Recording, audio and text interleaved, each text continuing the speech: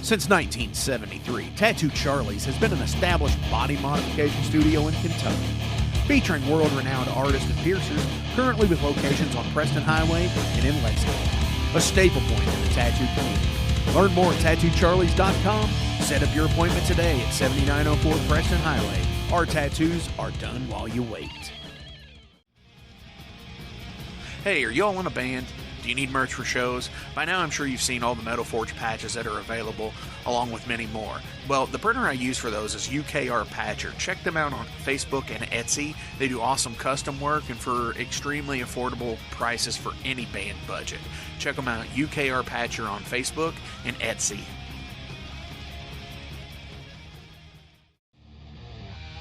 Hey everyone, do you play tabletop games like D&D and Pathfinder? Well, hit up Eric at Imagination Studios. They do custom printing for all your minis for gameplay. Don't forget, they are a licensed Reaper, Artisan Guild, and Moored printer and dealer.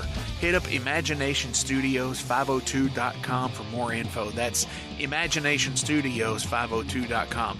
EMAGINATION Studios502.com.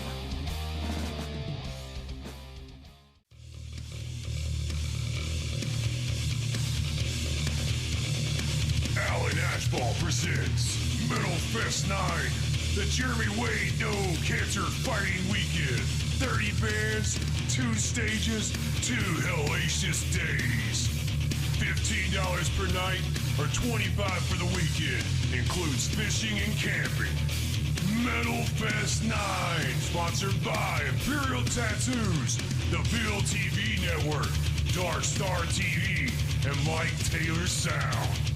Hosted by Metal Forge Radio, with special guest, Cold Steel Rail, Shovelhead, Year of the Gun, 2-Pump Jump, Cross Joint, Overload, Juke Joint Revival, Fudge Knuckle, and SWP, Dustin Swaggart, Nightshade, Celestial Serpent, Nothing's Wrong, Hidden Solace, Call Me Monster, Devil Be My Judge, Bastard Sons of a Judas Goat, Automalized Buried, E Flat, Until the Dead Walk, Creature of Exile, Eulogy and Blood, Bradshaw, Metal Fest 9 at the Boondocks Event Center, bringing havoc back to the farm. Friday, July 24th, Saturday, July 25th. In Shepherdsville, Kentucky. For more information, check it out on Facebook, Metal Fest 9, the Jeremy Wade No Cancer Fighting Weekend.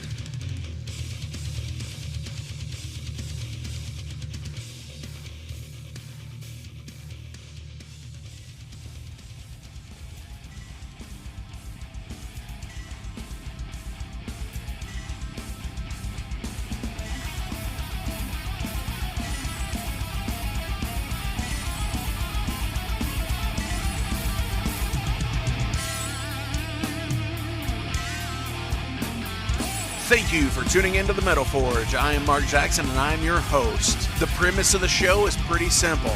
Awesome interviews and awesome music.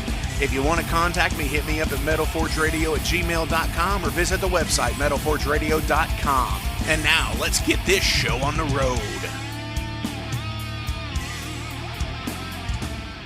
What's going on, ladies and gentlemen? It is Friday, July 24th, and I'm your host, Mark Jackson. Welcome to the Metal Forge. Thank you all for tuning in today. Here in just a few short hours, I will be at Metal Fest 9 in Shepherdsville, Kentucky at the Boondocks Event Center at 3850 Beech Grove Road. If you're in the area, come on out. They are temperature checking. They are requiring masks and social distancing, but it's going to be an awesome metal show for the ages.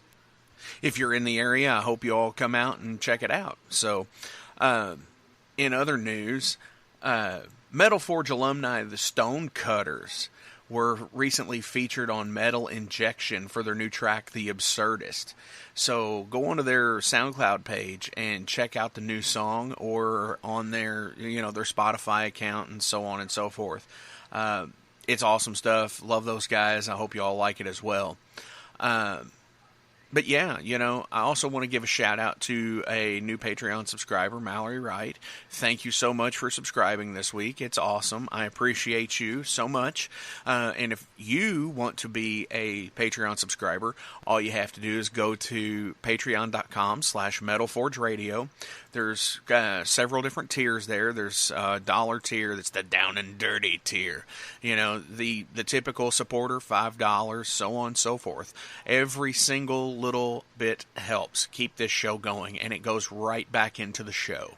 I make no money from this. I don't make any money off of streaming, nothing. I do this because I love to do this. So every little bit that comes in from the Patreon page goes back into the show, whether it's to buy a new set of headphones, have bandwidth, to pay for that, hosting through SoundCloud, because if you don't pay for it, they don't put out this much. Or it pays rights fees. That's a big thing these days that you have to do as well. So yeah, patreon.com/metalforgeradio.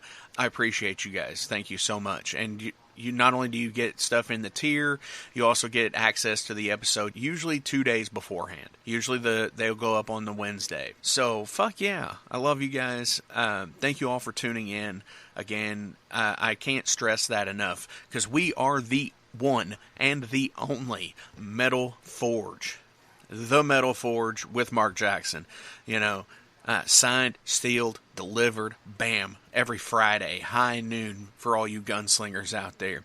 I have Wraith coming on today. I'm going to be asking them about their new split with Bastardizer that just recently has come out, along with the Quarantine Sessions index case that was done over quarantine for COVID-19. And they have a full length that came out in 2019 called Absolute Power. And how about we listen to Absolute Power? Here it is, the title track from the album. This is Wraith, Absolute Power, on one, the only, the Metal Forge. Check it. Ultimate burden, or absolute power. Strength beyond reason, the weak I devour. Decisions I made have led me to here, to sit on my throne and rule with fear. Absolute power. Absolute power. Absolute power.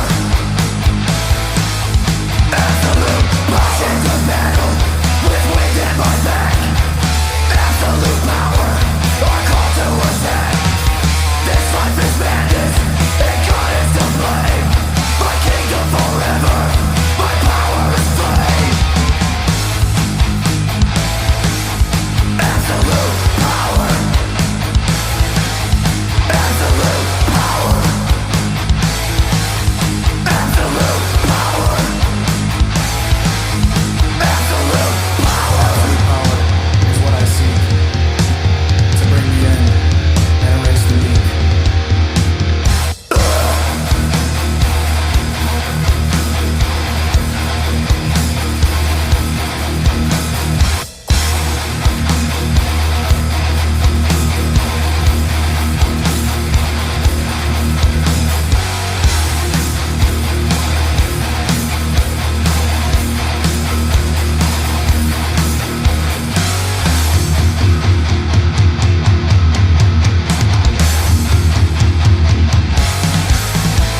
You try and you fail to take what is mine. All that I see in my years serving time. You all look the same to me as I wonder. Absolute power, my name rings like thunder. Absolute power. Absolute power. Absolute power. Absolute.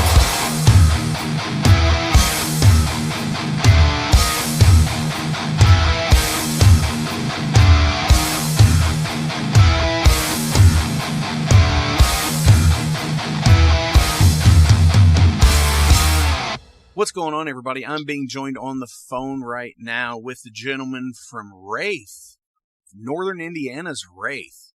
How are you guys doing today? Good. Doing just fine, Mark. Yeah, doing great. So tell everybody who's here. Matt, guitars and vocals. Mike, drums. And Chris, bass. Awesome. Power trio. I love it. I've always been under the assumption that you really don't have to have more than a trio of musicians. It worked for Motorhead. It works for me. Works for Rush. Works for me. So I think we probably applied that same mindset for the years we've been doing this. It seems like we've tried some other members here and there, and it doesn't always pan out. Definitely. I've been there, done that. So tell everybody about Wraith. Give us a general rundown of where you started, so on and so forth. Well, I actually started kind of as I was trying to do a one-man band situation because I was in some bands.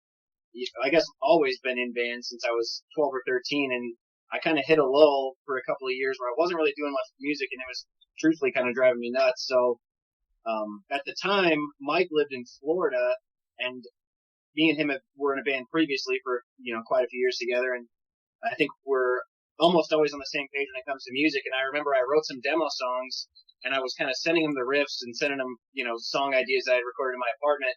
And he thought it was awesome, and he was considering moving back. And at the time, I didn't really have plans to do much with it, but he ended up coming back. I asked if he would just record the drums for the kind of first wave, which is 4 songs off the first record. We recorded them. I put it out. Mike liked it. Obviously, we like jamming together, so we decided he would just, join the band. We had a buddy that was playing bass for us at the time that was kind of into like pop punk and punk stuff. Maybe not as passionate about thrash metal or the music necessarily, but he was doing it for a while. We wrote the rest of the first record. We were about to play a show at the Barookers in Chicago, and he quit. So kind of last minute, had to ask Chris if he would, at that point, just join in to fill because we didn't want to drop off the Barookers show. That was a big opportunity for us. I've known Chris since I think he was probably 14 or 15, and I was 16. Went to high school together, both big metalheads, spent many nights, in his garage listening to Metallica records and, playing guitar and stuff. So he learned, honestly learned all the songs we had at the time, which was probably 8 or 9 songs over the course of a week or so, played the Brooker show, and he's been with us ever since. It's kind of that bass right there has just been us 3 and our thing. So it's more or less how we got together. Definitely. It's one of those things where it's you found the formula. Yeah, I would say for sure. Definitely doesn't, the best part is it never feels like work to any of us, which is, I think, the dream. I never understood the expression, if you'll never work a day in your life if you love what you do. And I always thought that had to apply to actual jobs, but this is, I think, as close to that as I'm going to get. Right. It applies, I think, to anything in your life. If you like sewing, it doesn't feel like work to you. Whatever quote, air quotes here, hobby, you do, whether you make money off of it or not. I think that's the concept, Yeah, definitely. Which is awesome. I'm looking here on your all's Bandcamp page, and it looks like you all got I see the first album, and then there's a few other releases. There it looks like Heed the Warning. Yep, that was our second record. And Absolute Power. Yep, that was the third one we did. And which I have that one, and it's fucking awesome. Thank you, man. Yeah, I feel like that really is was the turning point for us. People seem to really like that record. I feel like a lot of times you hear people ask, if we didn't necessarily feel like we were onto anything super special when we were doing it, but I think our approach always is we just want to be better than the last one. We're going to try to do what we can do to make songs we think are cool, without rehashing the same stuff record to record. Definitely. And, I keep wanting to like to purchase the actual copy, but it's always sold out. Yeah, which well, is that's totally good cool. and bad. I'm disappointed you can't get one. But I think for us, that's kind of the name of the game. Yeah. There's definitely talks about it being repressed, and we just got some reissue CDs with the index KCP on it. So if you're a CD person, I think we have some available, but the record I think is coming. We've been working with the label. I think the COVID thing kind of put a stop on a lot of the manufacturing, but I mean, we were probably within a week or two away from getting the repress done when the whole thing happened. So it's coming. We just don't really know when yet. Definitely. And it looks like here you all have a split with Bastardizer called Speed Armageddon. Yeah, we just put that out. How long ago, Chris? Probably like It's 3 weeks ago now. I think it was June 22nd. And that came out on Chris's record label. He's got a record label called Bone Pick Records, and he actually put that split out for us. nice. Hell yeah. So you've got the market cornered on material. So with having that many releases, how do you all actually get together and write? I mean, like I said, like we're all like, I think kind of buds first, so we spend a lot of time hanging out anyway. And I think when us three are together, it's almost always we're talking about Wraith or music or riffs. But I think the coolest part about Wraith is that all three of us are pretty proficient guitar players. We all write riffs all the time. We have a group chat going, and I think probably every day somebody's sending something. So I think what we do is we typically just kind of stockpile those riffs and save them, and then as we practice every week and when we get together, we'll talk about riffs that we've sent each other recently or maybe old ones that we thought were cool that we want to rehash, and we'll just kind of start from whatever the initial idea was and build off there. I think as soon as one of us hears it, it's almost always gets the kind of creative juices flowing, and once we play it once through, typically somebody will pick up what comes next, whether it's, Chris's riff and I write something after, or Mike brought it to the table and Chris writes something after. We definitely use that as a kickoff point, and then from there, typically within a practice or two, we have a song. Right on. That's killer. Because so many people these days have, it's nice to find bands where you're all centralized and you are together for the most part. Because there's so many bands out there today that are total online. That they'll have a member that lives in Chicago and a member that lives in Pittsburgh and a member that lives in Phoenix, and they will all get together and might tour for a month or two out of the year, but end up writing most of their stuff through email and so on and so forth. Yeah, so there was a point where I actually lived in Chicago up until recently. This is Mike speaking, by the way, but it didn't really hinder us from anything, mainly because Chicago is really a hop, skip, and a jump away from these guys where they were at. So I would come over to Matt's place in Indiana. Wednesdays was kind of our typical practice day. And like I said, other than that, we kind of do the same thing. I'd record little stuff in my apartment in Chicago, send it their way, and then, every Wednesday we'd be able to collaborate on it. It was always a pretty seamless process from, Chris or Matt kind of throwing their 2 cents into the riff, and then, next thing you know, Matt's got lyrics whipped up. Next thing you know, we got a song, and we're looking to head to the studio, especially for the recent split we did. It's kind of like it all happened so fast, but realistically with the way our writing process works, that's usually how things go. Definitely. So with all of the material that you have and the new material coming forward, do you assign working titles to things? And if so, what's some of the craziest ones you've ever given? I think this isn't gonna be very cool, but typically I have like a whole list of song titles saved in my phone, and I don't know what it is. Maybe it's just like my kind of compulsive OCD personality, but once we have more or less the structure of a song down, I typically assign that song a title, because as we're writing it, it works better for me to get like the mood of the song and the feel. And by the time the music is done, if I have a title already, I can usually whip up lyrics pretty quickly. So I think we're usually naming the songs before they're actually songs, with whatever the title ends up being on the record.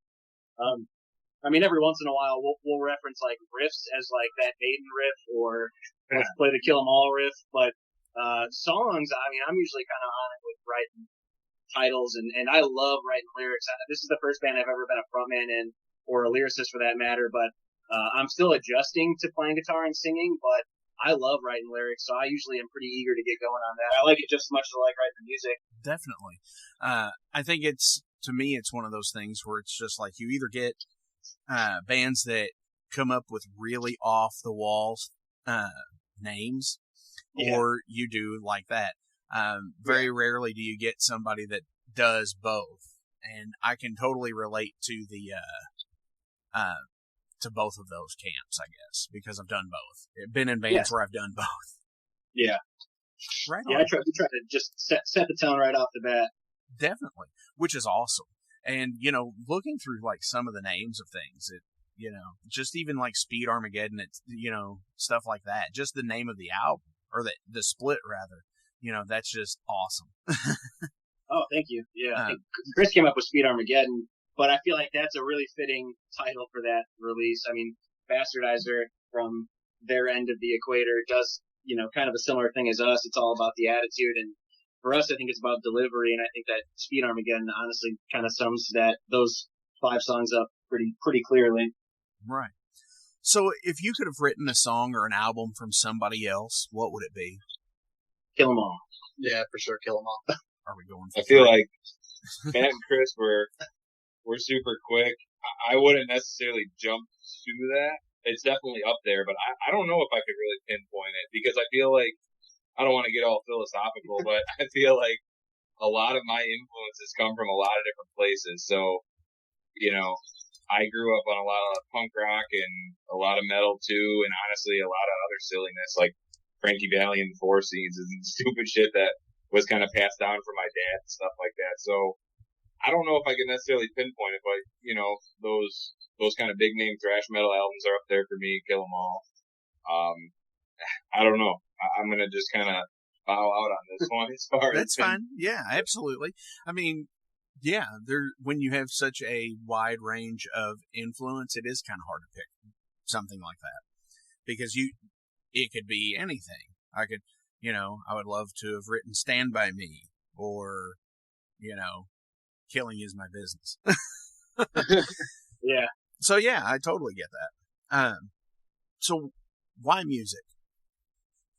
Oh man, that's a tough question. talking about philosophy. Yeah, where it's about the real deep. Right. No, I think, dude, for me, it always has felt right. Like, I really can't explain it. I don't know.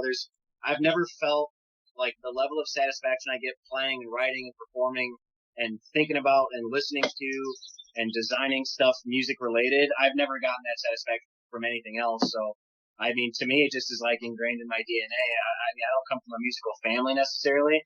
My parents don't play many music. My sister isn't musical, but I've always been around music. My dad's always loved music. He's always played a lot of the classic 60s and 70s rock stuff, and kind of showed me a bunch when I was growing up. But as soon as I knew that I couldn't replicate the feeling doing anything else. So to me, it just kind of, I always felt like that was what I was going to try to chase. I'm sure these guys probably have a similar experience. Yeah, and there's nothing better than just having 2 buds that, you're best friends with, chilling. Chilling and making music. Yeah, definitely. I'm sorry. No, go ahead. I was just going to say, I think it's even kind of expanding on outside of even playing music, but I'm willing to bet that like every acquaintance or friend that I've had, kind of like in my days, I can relate to some kind of music with them. Like, it's almost like there's always a common ground. That's why I said that my kind of upbringing with music was so diverse that I've kind of used that to kind of, mingle with people and kind of like become on their level, whether it be hip hop or metal or, whatever it may be. There's always some kind of common ground. It's so diverse. You can pop it on in the car. You can pop it on at home. You can hear it out in the streets. And I don't know, it's kind of always there for you when you need it, as lame as that sounds. Not lame. I can relate to it. So what inspires you to write music? I don't know, man. I think just the world around us, probably, like where we're from, what we've experienced growing up, the things that are kind of like the breaking news stuff. Like, Index Case was 100% influenced by the COVID-19 situation and the quarantine aspect and just the isolation, being alone. But I mean, I could probably tell you what the inspiration was for every song if we just went down the list. I think it always varies, but kind of like Mike said about it always being there for you. Like for me, it's always there as a way to deal with whatever's going on, whether it's something good, something bad, happy, sad. I mean, you can always take that emotion and kind of bottle it into a song. And then I think when I hear the song, it always reminds me of that. Same thing for other people's music. When I hear certain Metallica songs or certain Megadeth songs, or certain punk rock songs, it puts me in a time and place, and I can kind of relive that experience, good or bad, you know. I'm looking, like I said, I've been on the Bandcamp page looking at stuff. Who does your artwork? Is it any of you in particular? Because, you know, from the first album to the split currently, you have amazing artwork.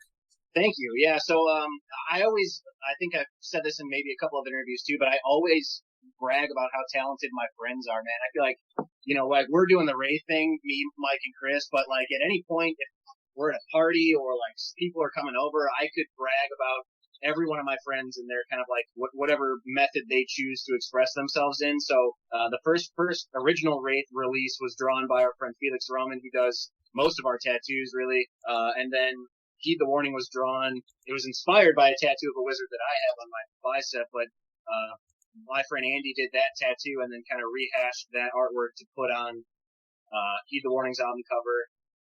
And then I think, you know, Absolute Power and some of the other releases were contracted by some other folks, but I'll let Chris kind of jump in and take over that. Yeah, for Absolute Power and then Speed Armageddon, we found a guy on two guys on Instagram that we just dug their artwork, and I think both were from the Philippines or Indonesia.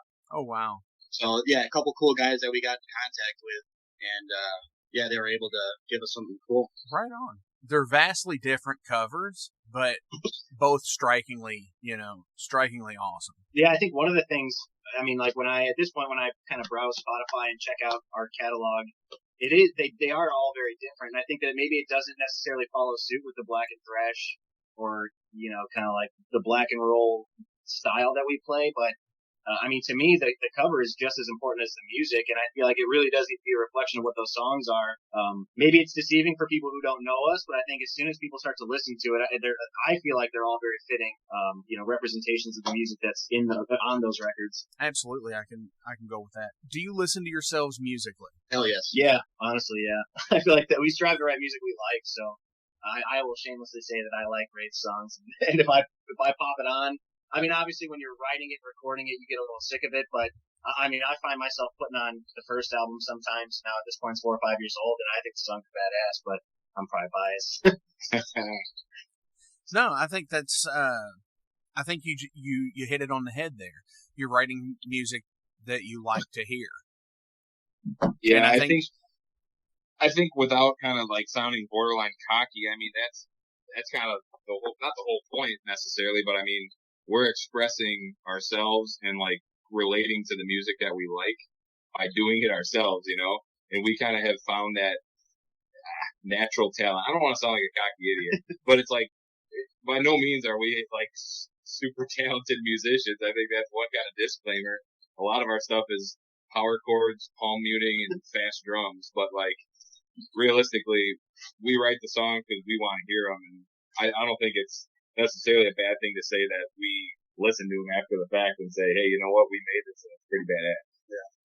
And how am I going to tell someone else to listen to our music, you know, if I don't enjoy it? Right, yeah, I wrote some shitty songs.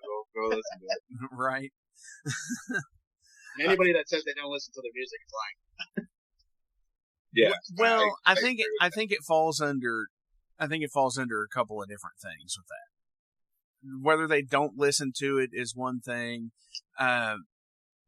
Whether it's based on critique, I think, is a big factor in it. Because I know there's a lot of people that say they don't listen to it because all they do is spot what they could have done better. Yeah. I mean, I would say, like, we've learned a lot, I think, as we've recorded some records. So the first release was super straightforward. And honestly, like, you know, if there's some people that have probably been a fan of Wraith from day one and they have heard those songs and then seen us play them live, you know, we don't do them the same way, which is something we are pretty conscious of. We'll talk about it after the fact, you know, like, you know, we do some different stuff in Dogs of War off the first record when we play it live or at practice. It just kind of evolved from us playing the song so many times. I think that's probably one of the downfalls of putting out music so frequently is we don't really ever get a ton of time to sit on it, because we usually write it and then record it and release it and then play them, you know, after the fact and learn how we can tweak it. But I think I hear songs now, and I wouldn't say that they're criticisms necessarily, but I feel like I hear it And I always think like, oh, it'd be badass if we would have like doubled that part, or we would have put a lead part there, or choked that little cymbal thing. Like, but that's just natural. I mean, it's you know, gonna happen. yeah, no matter how long you sit on the song, I feel like. yeah, especially because you are your own worst critic when it comes to something creative. You know, I'm sure people see their paintings and want to change colors and stuff like that. Definitely. And I mean, throwing out the Metallica thing here, they don't play things live the same way they played them in the studio on a lot of stuff. So I get that. Yeah, 100%. And it's just like Four Horsemen in particular. Yeah, right. And I think as we play songs, our tastes kind of have evolved too. So there's songs on the first record that wouldn't sound that way on the fifth record, but it's just it's a timestamp. That's another really cool thing about music. Like I was saying earlier, it definitely captures, a feeling and a time and a period. And I would say, like, for as much as I potentially hear things I could change on the first record, I don't think I would change it, because then it wouldn't be a record, and it's special in its own way. It doesn't, I mean, it's far from a perfect release, but without that was kind of our stepping stone. We would probably not have Absolute Power if we spent, 2 years making sure that first record was perfect. And we kind of live and die by the sword in that regard, I guess. We do it because we like it, and we hope everybody likes it the way it is. And if it, potentially seems like there could be a change, we typically just do it live. We don't stew too long in the recording process on it. Understandable. And I think that's one of those things too where I think it's natural progression of being a musician slash artist is you can't have this without having this first. Right, yeah, it's got to happen. I always equate it to you couldn't have jumped from Master of Puppets to the Black Album. Yeah. There had to be justice in there. And that might, in my thought process, and that applies with anybody, you couldn't have had such and such without this first, because it makes, to watch somebody grow as a musician, and yourself in particular, watching yourself grow that way. Right. Yeah, I mean, I don't think I want to live in a world with no justice, that's for sure. Right? Definitely. Yeah, especially these days. So kind of hit on the live aspect here. If you could have played any concert from, like any major event concert from days gone past, what would it be? Oh man, that's a tough one. I don't know. What do you guys think? I don't necessarily play, but I'd like to be at like Seattle. Dungeon Purge era. This, I don't even know. I don't know if this is necessarily my final answer, but what was that show where Metallica? Is there like a DVD where Metallica plays at the Metro? Oh yeah, 83. Yeah. We could open for that. Yeah, 83 Metallica in Chicago, like I wouldn't say hometown, but it's like the big city here, right? And the Metro is like a venue that I grew up going to, like bigger band shows at. I think that would be cool because it's still got that like homey vibe to me, but people are just going berserk, and it's really kind of close quarters, and you really feel the energy in there. I think that's more up my alley necessarily than playing like Moscow, like that fucking Pantera. What is it? Yeah, the Monsters of Rock. Yeah. I think I'm with Mike on this one. I think open for Metallica at the 83 Metro show. Yeah, which is the Cliff 'Em All DVD. Yeah. Yeah. Yep. Absolutely. I always, I see that, and I'm like, James hands out the vinyl copy of Kill 'Em All because they had just got it. Yeah, and destroy it. Yeah, and it's like he hands it out into the crowd, and everybody's just like grasping at it, and it's like, I wonder if that guy or girl or whoever has that, I wonder if they still have it.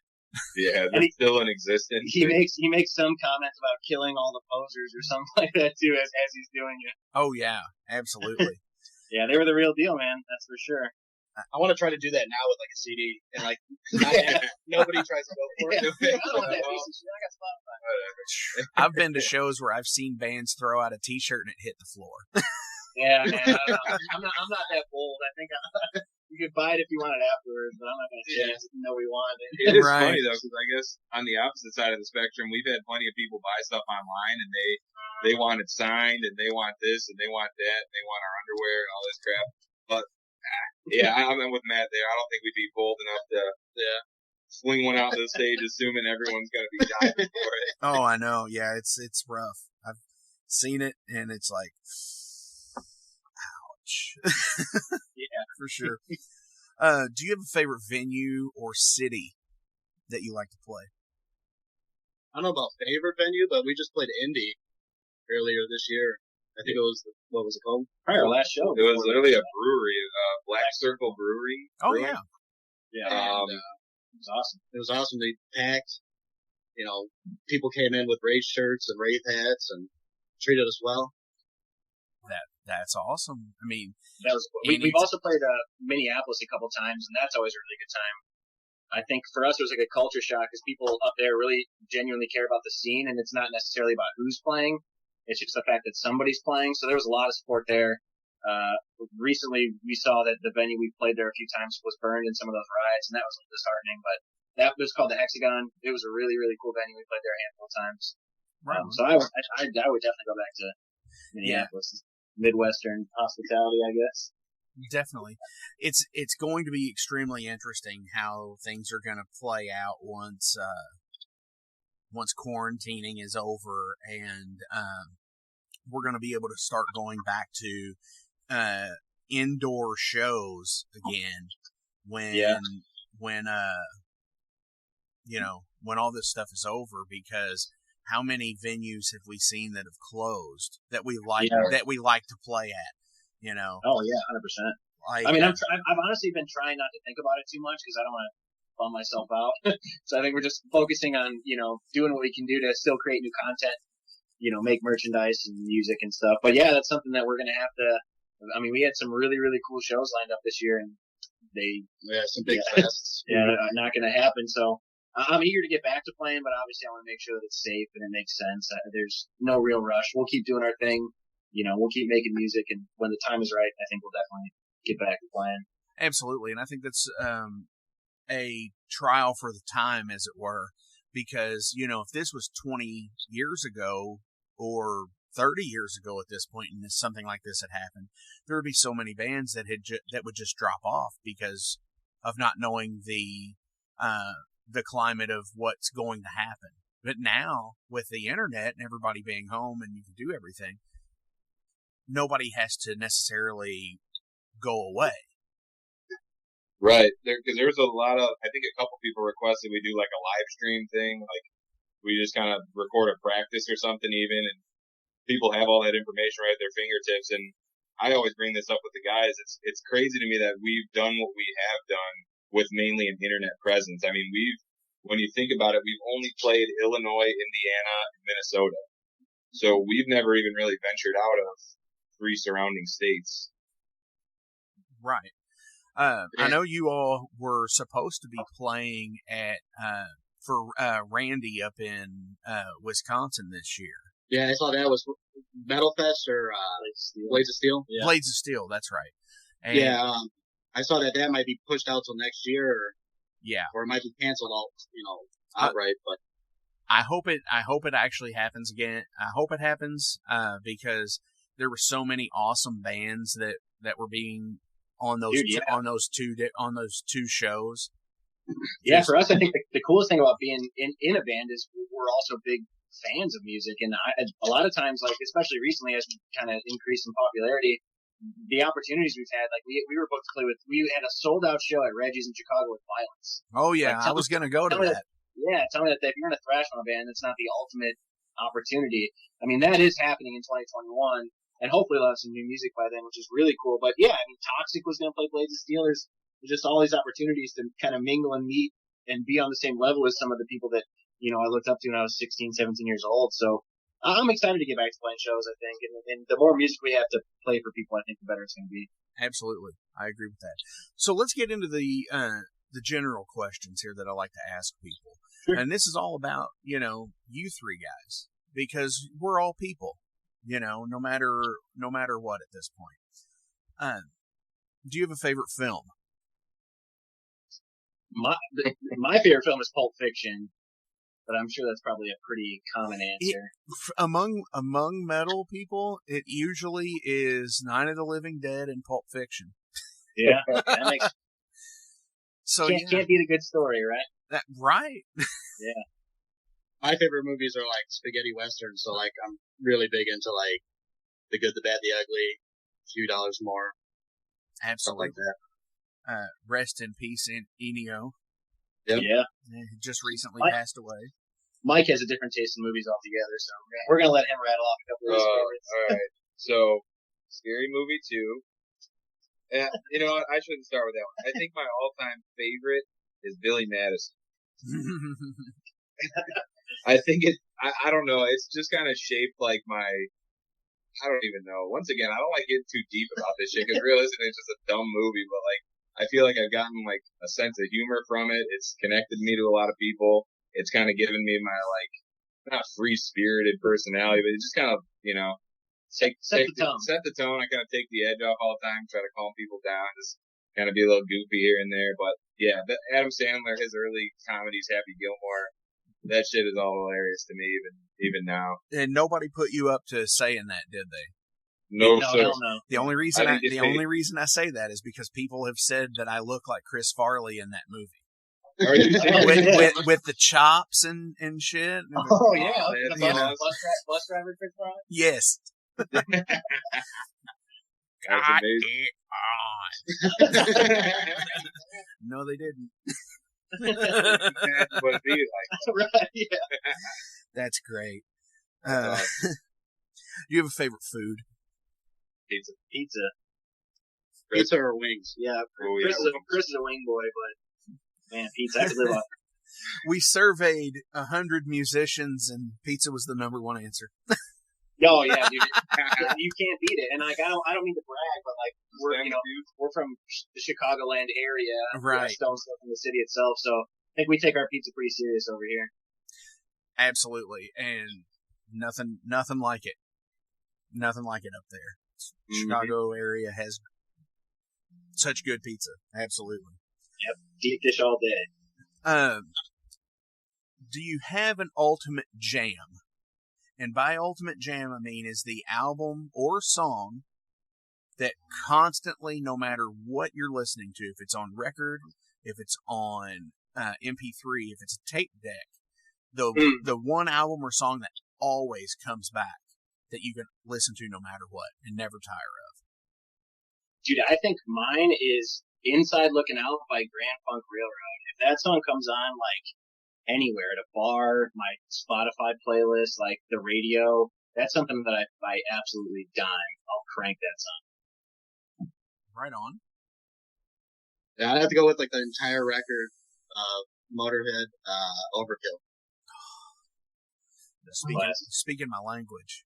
There you go. Like limb from limb, I could live off of that song.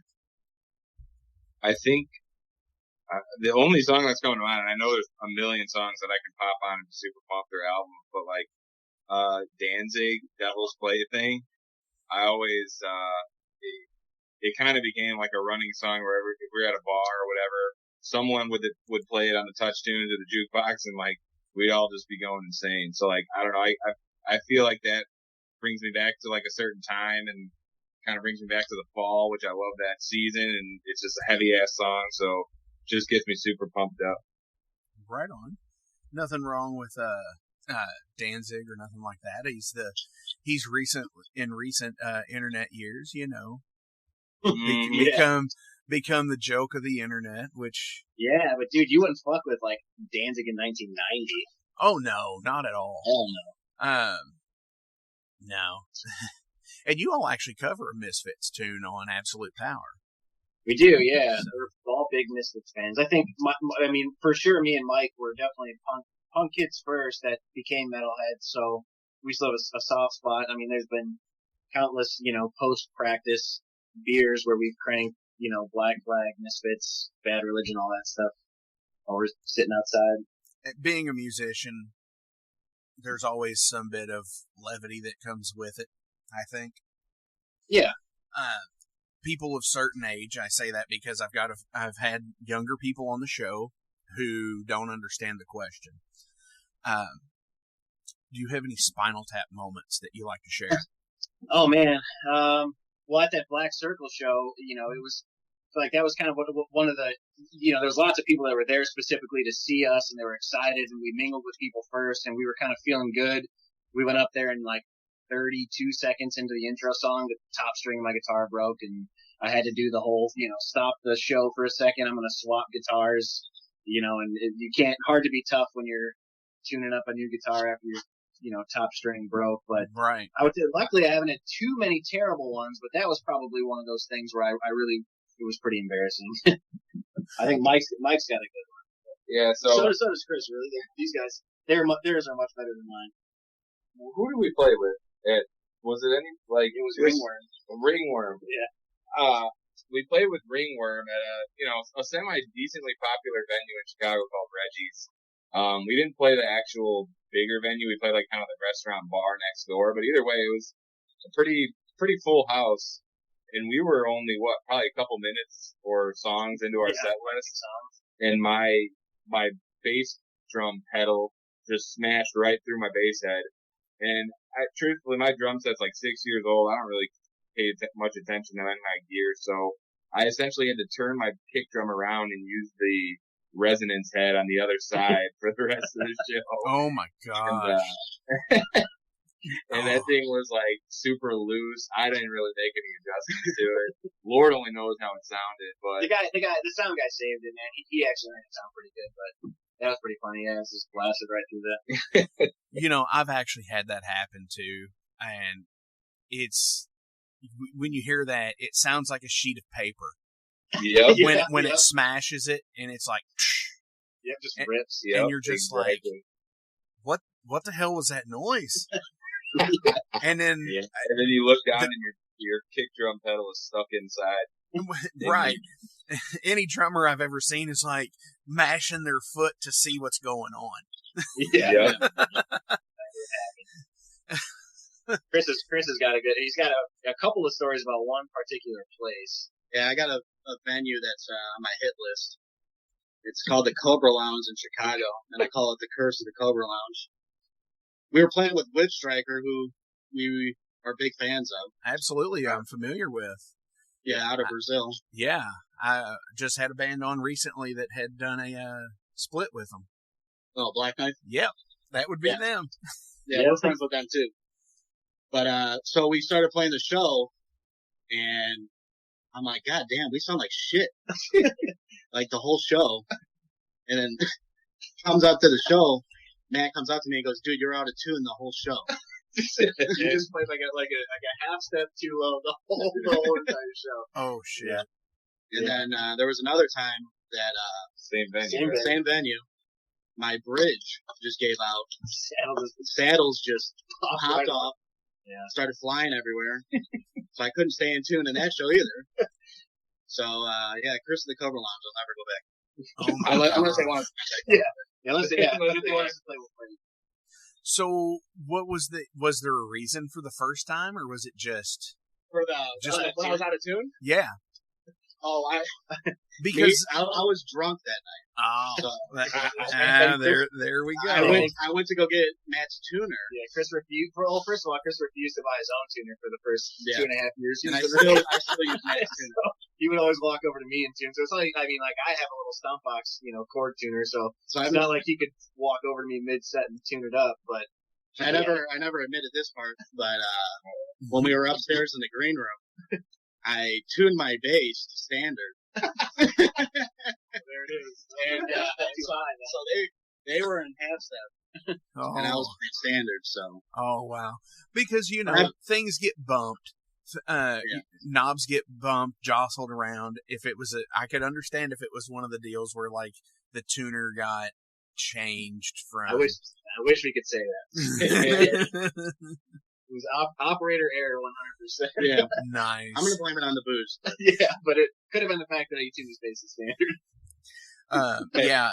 Why were you out of tune? It was Jack's fault. Jack who? Jack Daniels. Oh, no, I was blaming it on the tuners itself. I was like, the tuners went loose. Time to get a new bass. I was like, I got to get a new bass. Nice. Because even the Witch Striker dudes came up to us and they're like, dude, you guys are badass. Sounded weird. But your bass player was out of tune. Oh, man. The fact that they were able to, spot it like actually, it must have been. I don't really remember because I can't hear shit behind the drum kit. So, I don't know. That's funny though. Oh my gosh. What is your greatest achievement as musicians? Oh man, I think like the release and reception of Absolute Power, I think that like is kind of for me like the defining moment. It's still a record that, like you said, you can't get a copy of it, and it seems like no matter what format or how many times we press it, it's gone. So that's probably what I'd hang my hat on currently. I mean, you are pressing like 1,000 copies or more at a time. You're not like pressing like 5, are you? No, I'm kidding. No, yeah, I'm kidding. it's up there. Right. Yeah, I mean, absolutely. I don't know. I guess I agree with Matt. I mean, just the mere fact that people are continuously coming back for it. They're asking when we're repressing and this, and that. And it's like, wow, we've sold what we have already. And there's still people out there who are coming back for more. And even, yesterday we posted some new shirts online, and this one guy tagged like 3 of his buddies who, just me being kind of a weirdo, just kind of looked around, and they're all from like different states. And then 2 out of the 3 people he tagged ended up buying a shirt. So it's like, I don't know, just like this word of mouth that we've kind of created just by Chris is like the social media king, and he's gotten the word out there, and, but without being kind of like those people who are, pushing it on people, it seems like people are genuinely interested in it. And I know there's been a couple times, I play like these stupid games on my phone, like, just cell phone app games or whatever, and I was letting people know I joined kind of a clan with people with similar music tastes. I told them to check out Wraith or whatever, and they were like, "Wait, you guys put out Absolute Power, right?" He's like, "My buddy just showed me that like last week," and I'm like, "What the fuck," So yeah, I'd say just the overall reception of the band, but probably specifically Absolute Power. Nice. Yeah, then I would probably just say Wraith as a whole. I've never really been in a steady band before Wraith, so once I joined this one, it's been awesome from day one. Awesome. Who's the I know y'all model your own merch for the most part, right? Yeah, we're a couple hicks that model. Yeah, because I noticed y'all just released shorts too. Yeah, Matty Boy. Yeah, The short shorts. Yeah, I see that. It's it's DIY, right? We're taking that punk rock mentality. Hey, you have to. Not even getting models, but they're selling, so I must have been doing something. Yeah, we did something right. Definitely. Which I've noticed already that the Absolute Power limited edition patch is already gone, and it's so like many shirts. What's that? I think like 30 minutes those patches sold, they were gone. But, I mean, honestly, it was to the point where people were messaging us because like the carts were crashing. Oh my gosh. Well, yeah. So we're thinking about redoing those, but maybe keeping them as a limited edition would probably be better. I think doing limited edition run of independent merch is awesome. Yeah, for sure. I'm actually in the process for doing that with my band and this show here. I'm going to do an alternate Metal Forge patch. So. Oh, cool. Hell yeah. It's all good stuff. Yeah. So I've got one more question. But before I get to that, I want to ask, is there any shout outs you all want to give to anybody? Just the people, man. I end every interview by thanking all of our kind of fans and supporters and promoters, and like we've had the same kind of engineer guy. His name's CJ. He does all of our recording. He's super cool. Thanks to all the people who have done artwork or modeled t-shirts for us or done designs for merchandise. It's just it doesn't. It's bigger than just me, Mike, and Chris. At the end of the day, like in order for Wraith to be successful, there's lots of people involved and lots of moving parts and things that have to go right and happen and be cool to work. So, without all of the support system and people in place, we could write the music, but we would be playing it to ourselves in my basement. So just a shout out to all the supporters, whether you're doing something directly for the band or, you're buying stuff or, sending us messages, and that stuff keeps us going. I mean, we talk about it all the time. Just the thank you messages we get, people saying certain songs helped or impacted in a certain way. We love it. So just a big shout out to everybody who's ever kind of helped us along the way. Absolutely. Kind of what Matt said, anybody that gives a shit about us. Yeah, I mean, that's kind of, that fuels our fire. Yeah, I'll leave it with that. I think it was pretty well said. And, our friends, significant others, those types of things that support us along the way. Fuels the fire and keeps us rocking. Definitely. Now, tell everybody how they can get a hold of you, where they can find your merch, where they can buy albums when they're in stock, or the digitals. For albums, digital, all that shit, you could go to www.wraith219.bandcamp.com. To reach us, you could go to Facebook or Instagram. Both are at Wraith Thrash. And am I missing anything? The email address, realistically. Yeah, if you want to email us, it's just wraiththrash@gmail.com. You can send me whatever you want. I'll read it. I'll read it. We always read it. That's everybody knows. We always check it and out. we always reply to everybody too. I'm not a dick. Damn. Right on. That's true. Thank you guys for coming on the show. I really appreciate it. And the final question I like to ask is, if heaven or hell exists, what do you want to hear when you arrive where you think you're going? Epidemic by Slayer. As soon as I hit the flaming gates.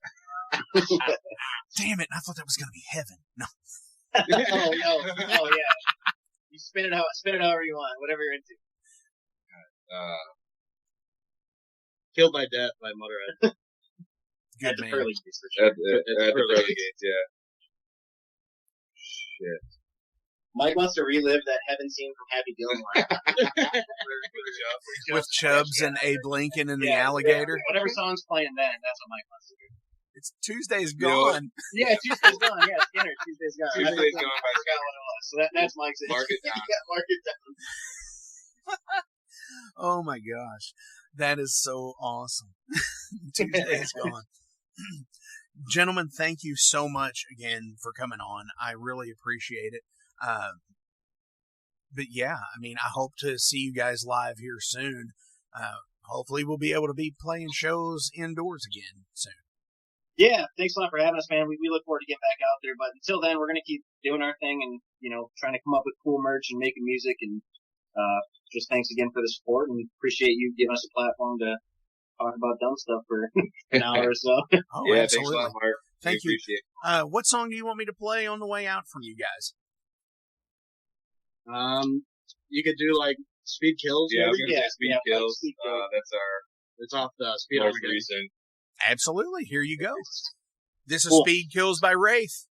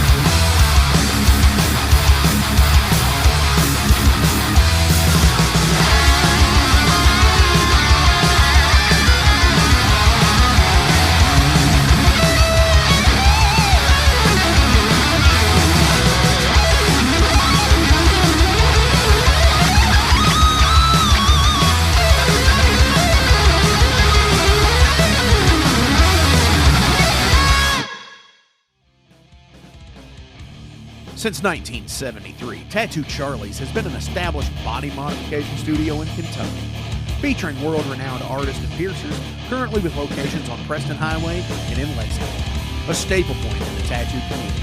Learn more at tattoocharlies.com. Set up your appointment today at 7904 Preston Highway. Our tattoos are done while you wait. Hey, are y'all in a band?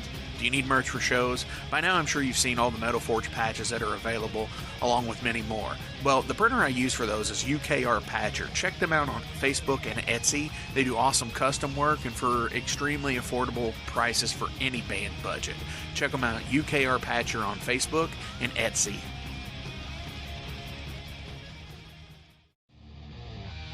Hey everyone, do you play tabletop games like D&D and Pathfinder? Well, hit up Eric at Imagination Studios.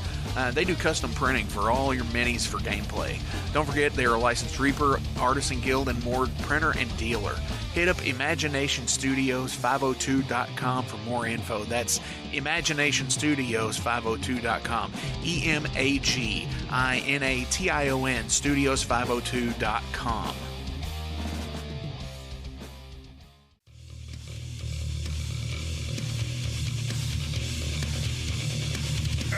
Ashball presents Metal Fest 9, the Jeremy Wade No Cancer Fighting Weekend. 30 bands, 2 stages, 2 hellacious days. $15 per night or $25 for the weekend. Includes fishing and camping.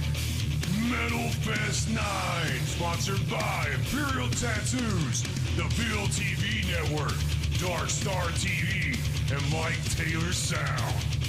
Hosted by Metal Forge Radio, with special guest, Cold Steel Rail, Shovelhead, Year of the Gun, 2-Pump Jump, Cross Joint, Overload, Juke Joint Revival, Fudge Knuckle, and SWP, Dustin Swaggart, Nightshade, Celestial Serpent, Nothing's Wrong, Hidden Solace, Call Me Monster, Devil Be My Judge, Bastard Sons of a Judas Goat, Automalized Buried, E Flat, Until the Dead Walk, Creature of Exile, Eulogy and Blood, Bradshaw, Metal Fest 9 at the Boondocks Event Center, bringing havoc back to the farm. Friday, July 24th, Saturday, July 25th. In Shepherdsville, Kentucky. For more information, check it out on Facebook, Metal Fest 9, the Jeremy Wade No Cancer Fighting Weekend.